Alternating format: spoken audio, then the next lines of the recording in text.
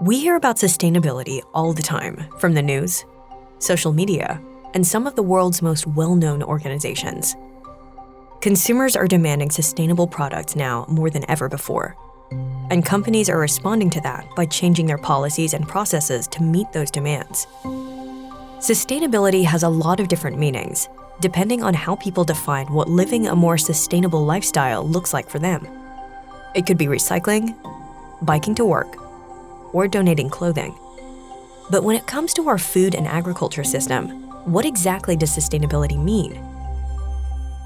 To me, when I think about sustainability, I think about three things: people, profit, and protection. I would define sustainability as being in sync with nature, not in excess in any of our practices or inputs, and in general profitable. We've got to do that within our parameters. To me, sustainability is being able to use our current resources without inflicting any damage on future generations that may need to use those resources. What comes to mind right off the bat is survivability. I believe that most of today's farmers and ranchers, we're survivors. I see it as leaving the land better for the next generation, doing the right thing for the land and the soil and the people around our community. No matter how it's defined, sustainability is a vital part of our food and agriculture system because extreme weather patterns are making it more difficult to produce food. So what actions can we take to create a more sustainable system that will support current and future generations?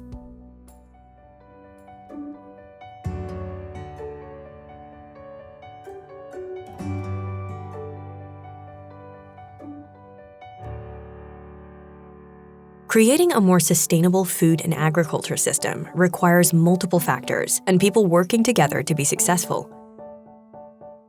And one of the most impactful groups of people are farmers. For farmers, sustainable practices don't just apply to how they farm, but how they operate their business. The demand for safe, healthy, and affordable food is only going to increase. And in order to meet that demand, we need profitable farms.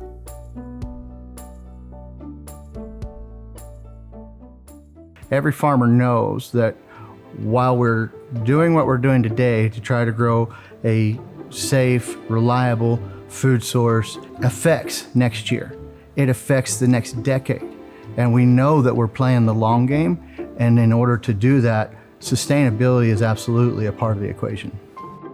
Profitability in ag goes hand in hand with sustainability because in order to do practices that are good for the environment, we need to make something off of the crops that we grow to invest it back into the next generation, into the next crop, into that product that we want to deliver to you as the consumer at the grocery store so that it's done in the best way possible.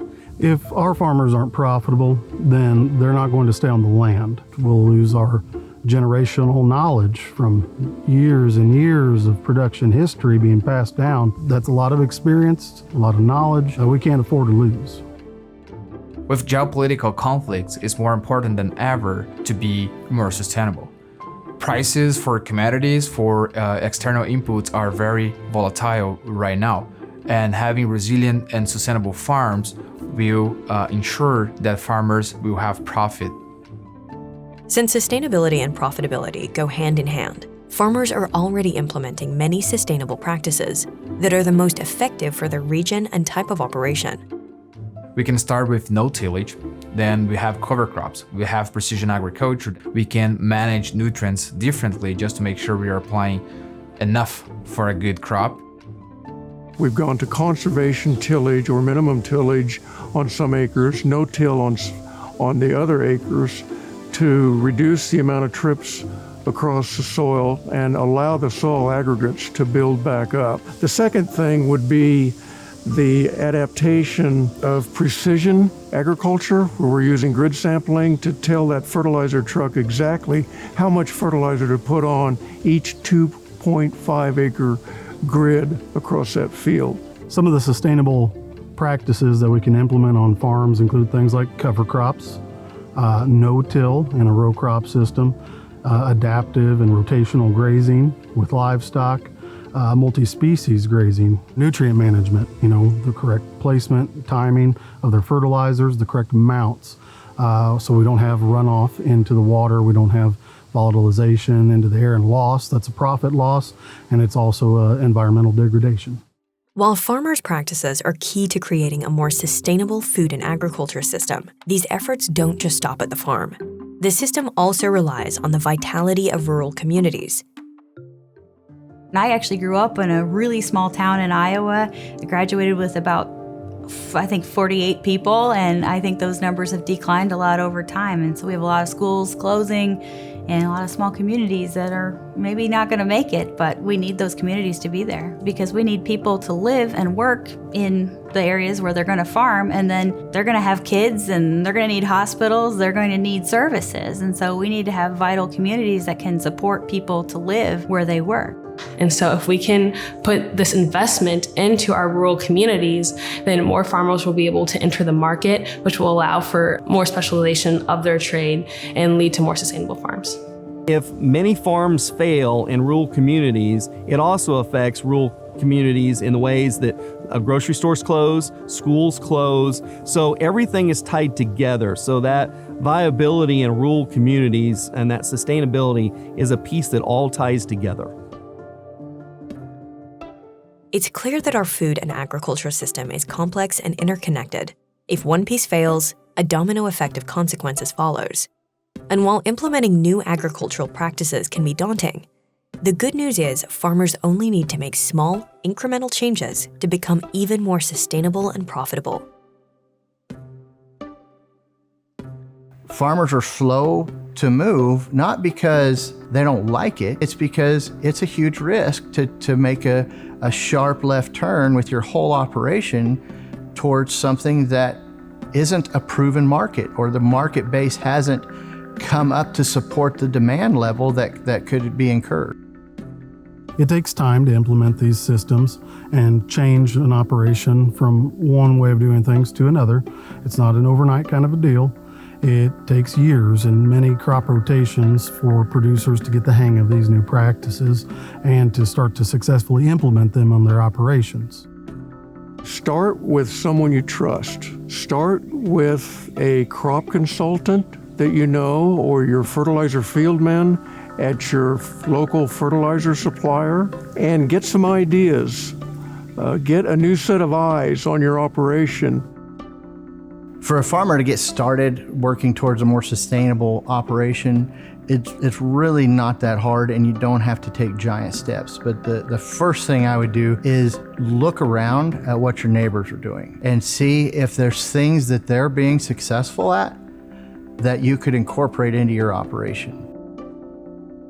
But farmers aren't the only ones who contribute to creating a sustainable food and agriculture system. Consumers have a tremendous amount of power because their demand drives what is produced and how it's produced. And there are actions they can take to support farmers who make sustainability a priority.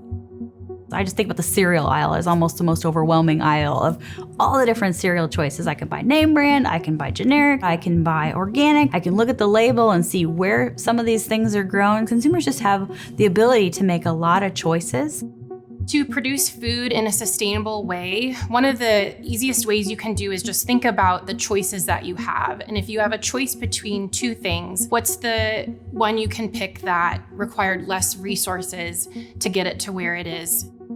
Consumers should care because there's a lot of producers out there putting in significant amounts of effort, time, money, changing their operations, and they're doing it so that they can make improvements to the soil, to the local ecosystem, to the water, to the air quality, to all of these things. And that's something that not only benefits the farmer, it's going to benefit everyone for the long term.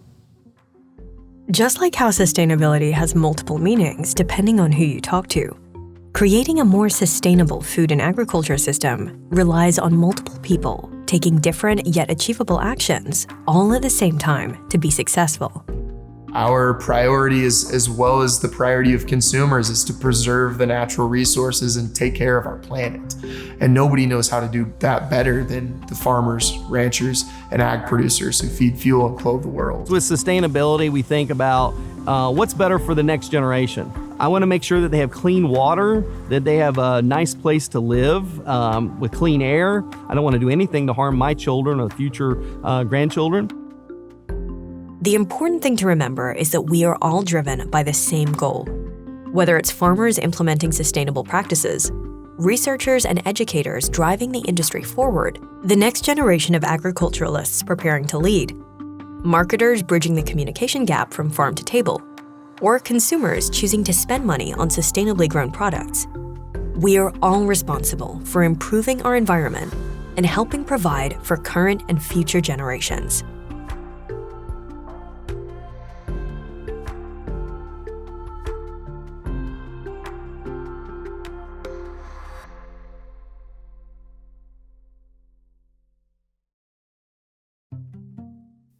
When we view planet Earth from space, we see what looks like a giant blue marble spinning through the darkness. It doesn't resemble any other planet in our solar system. But why is that? Approximately 71% of the Earth's surface is covered by water, a natural resource that lets life thrive on our planet. Of all of the water on Earth, only 3% is fresh water, and nearly 97% of it is located underground in natural aquifers. The High Plains Aquifer, otherwise known as the Ogallala Aquifer, is located in the central United States, and it's one of the biggest in the world. In fact, it underlies more than 170,000 square miles of land that extends through 8 different U.S. states. It's the primary water source for farms and communities in one of the world's most significant agricultural regions, and at current use rates, it will be depleted by 70% by 2070. This semi-arid region is harsh and intricate, and farmers must carefully plan for their operations each year with zero room for error to remain profitable. However, there's one crop that's especially well-suited to help manage water resources, as well as production risks. Sorghum is naturally drought-tolerant, and the farmers who grow it play a pivotal role in conserving water and providing a sustainable food source for people across the world.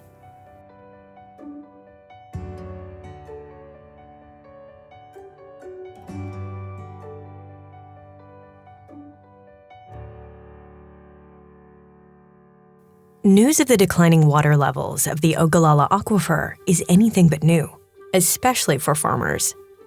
We've been witnessing the depletion for years, and it will continue to be a primary concern in the coming decades. The current condition of the Ogallala Aquifer is really quite serious. The challenge that we're all facing is it was overdeveloped. Where I sit in southwest Kansas in Stanton County, the aquifer goes to about 600 feet deep.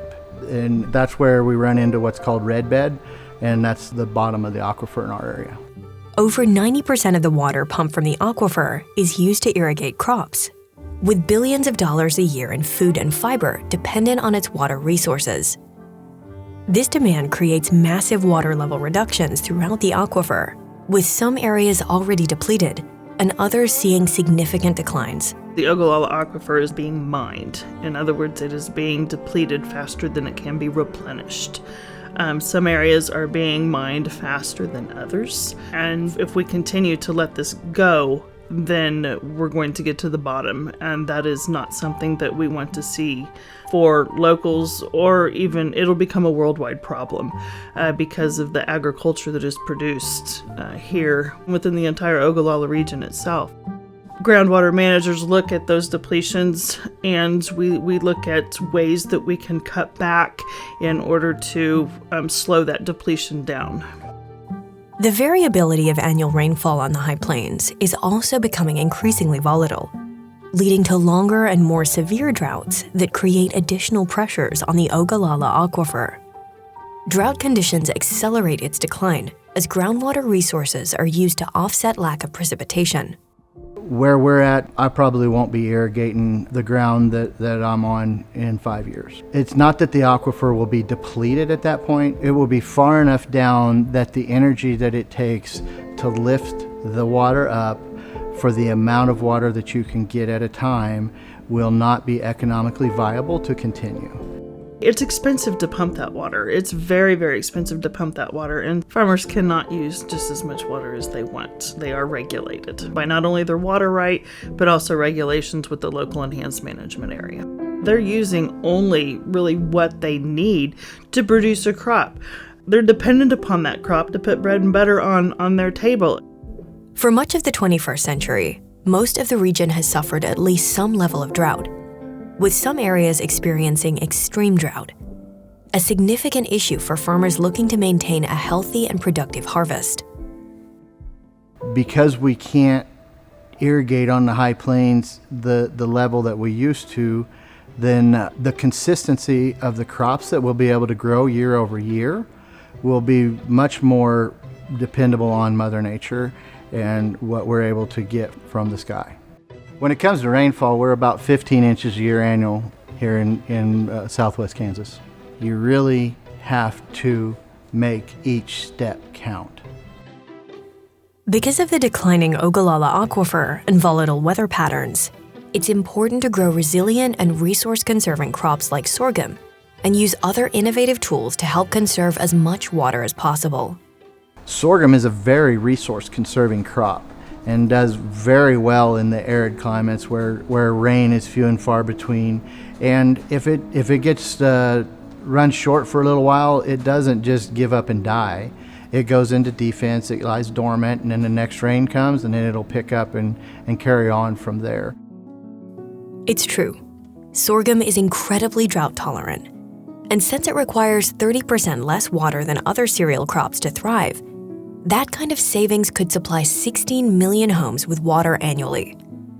Additionally, sorghum has twice as many secondary roots per unit of primary roots compared to other cereal crops, and its roots can extract water deep from within the soil. So when surface soil becomes dry, the plant can still maintain a healthy life cycle. Exactly how much water can sorghum save? Well, approximately 91% of sorghum acres in the U.S. receive enough moisture through natural rainfall to produce yields, resulting in 1.5 trillion gallons of irrigation water savings per year, which is the same amount of water that flows over Niagara Falls every 3 weeks.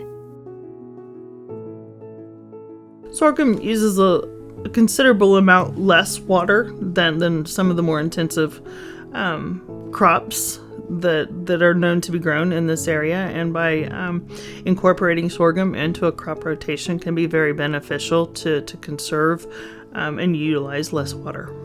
As you can see, we must conserve our natural resources, like water, to continue to feed our growing population, because 2070 will be here sooner than we think. Our world and the High Plains will look drastically different without the water-smart practices farmers have begun to use. Fortunately, resilient and drought-tolerant crops like sorghum play a crucial role in saving water and providing a sustainable food and ingredient source for people across the world.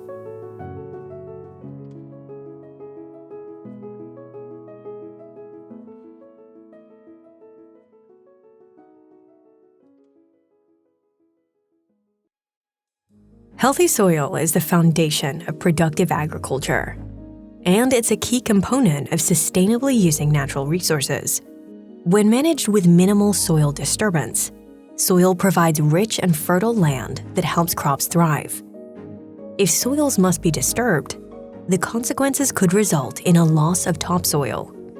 For farmers in the United States, the Dust Bowl of the 1930s was an event that defined how we produce crops and make agricultural decisions today. High winds kicked up so much dirt and dust in the Great Plains that seemingly never-ending thick brown clouds engulfed the entire region. It's an event that symbolized the hardships of the whole country during that time. And today, some researchers worry that we're headed for another Dust Bowl. Research focusing on the central U.S. shows that atmospheric dust in the region has more than doubled in the last 20 years, and dust storms are becoming more common and more severe every year. The recipe for these perfect storms? Drought, high winds, and fields with no ground cover. While we must continue farming in the Great Plains region to produce enough food to feed the growing global population, soil conservation and regeneration is a primary focus of sustainability strategies, and sorghum farmers play a pivotal role in maintaining the health of their soil resources.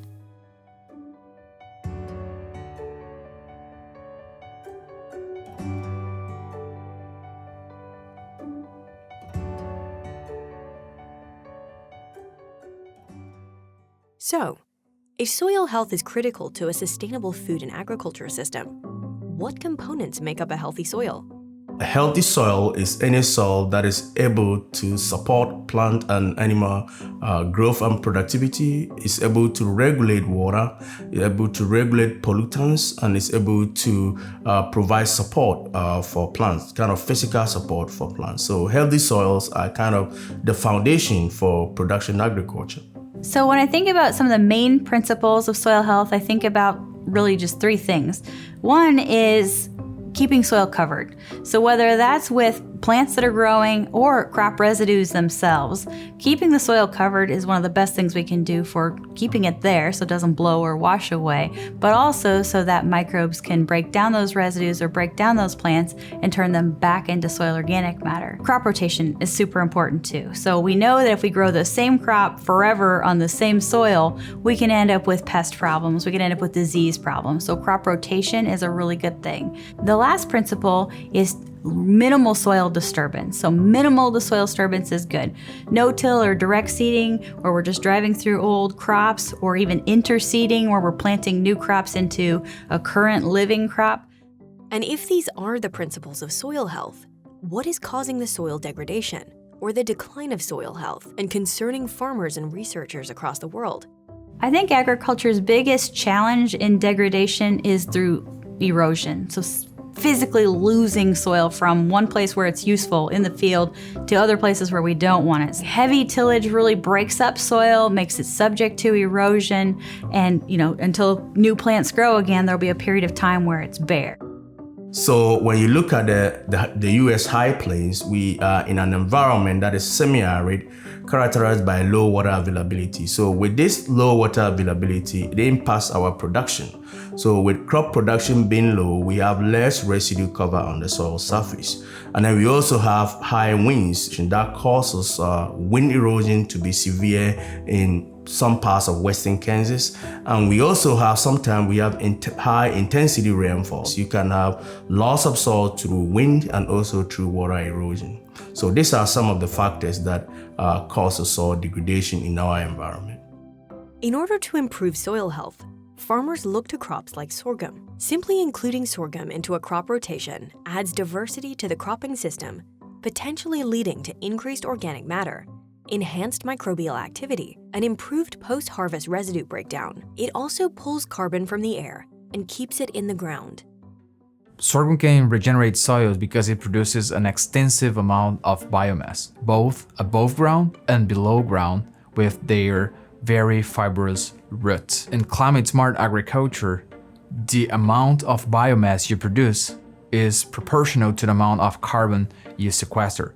So sorghum plays a key role on carbon sequestration nowadays. Additionally, sorghum has several characteristics and mechanisms to conserve water use for short periods of drought and still produce productive yields. Basically, it's water smart and uses soil moisture when it needs it most. So sorghum protects water in two different ways. The first one is the huge biomass that sorghums produce increase carbon, and carbon is responsible for improving soil structure. And with the extensive root system, we are improving soil aggregation. Improving that, we are going to have more infiltration, and we are making sure we are keeping in the field the water. Sorghum is a resource conserving crop in many ways because it will wait for a rain. It rolls its leaves during the heat of the day to minimize the amount of moisture, the amount of water getting away from the plant in the hot part of the day. That's extremely important in the environment that we live and farm in here in Kansas, where many times we have to go several weeks without rain. Sorghum is a great crop to help maintain a healthy balance in a healthy soil. Sorghum will put way more infrastructure below the ground than what you see above the ground.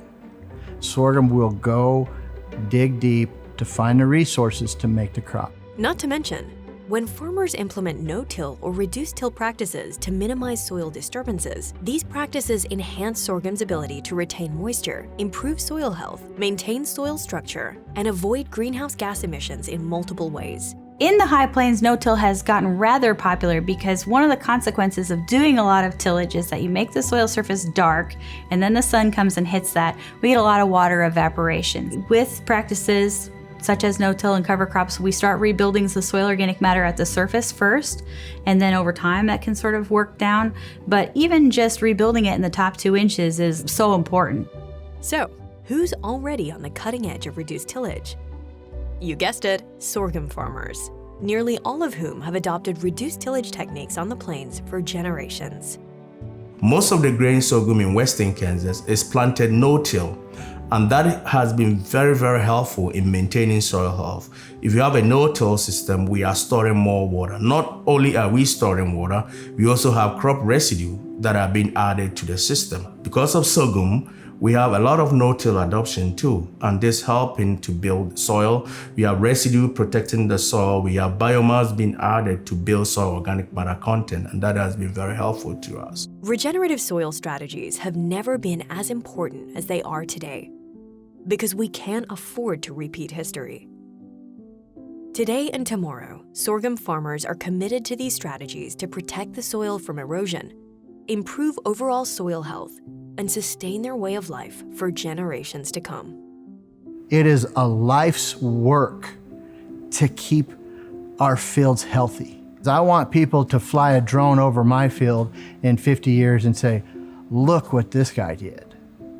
Look how he took care of his soils.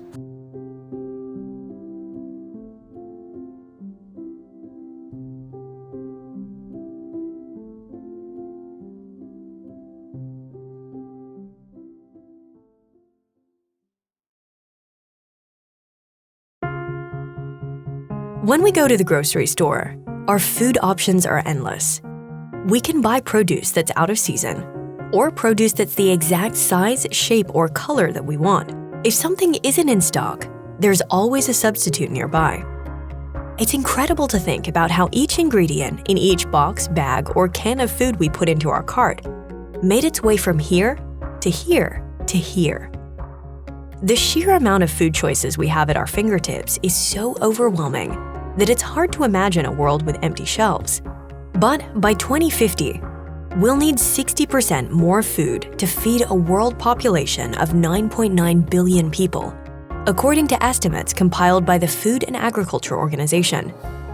The increased demand for food has highlighted the fact that global demand for protein is approaching a tipping point where it will overwhelm the current supply. In fact, the global consumption of protein increased 40% from 2000 to 2019 and will only continue to grow.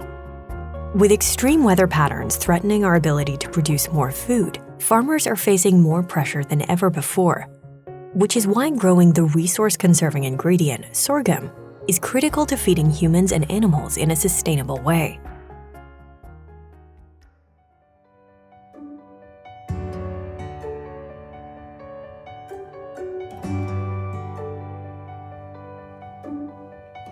Sorghum is the resource-conserving ingredient because from the time it's planted, it benefits the land and our environment in a variety of ways.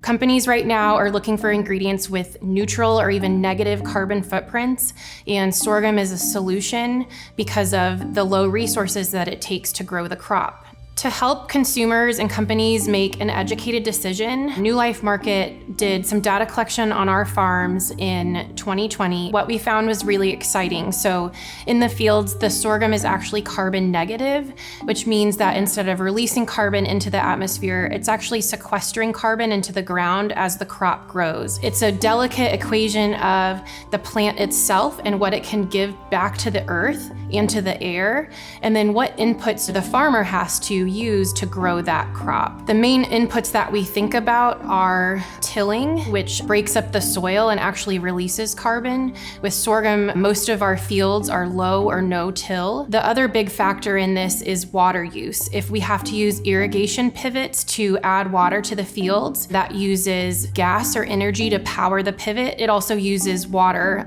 usually out of the ground from an aquifer. When farmers grow sorghum, usually they can make the choice to not use irrigation.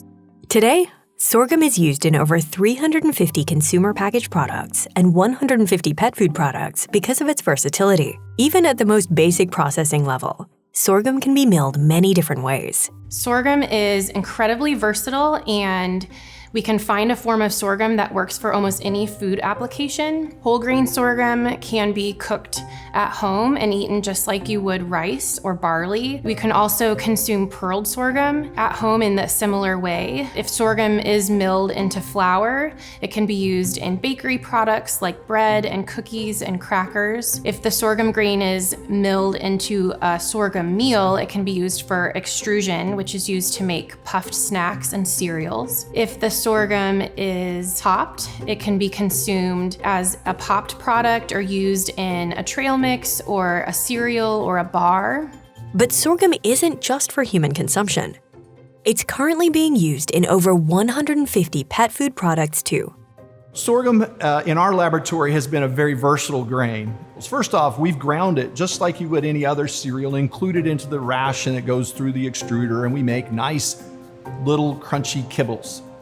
Second is we've done the very same thing, but replaced wheat as a gluten source in baked rotary molded treats. And the third application that we were able to create a sorghum flour, and that sorghum flour extruded into crisps.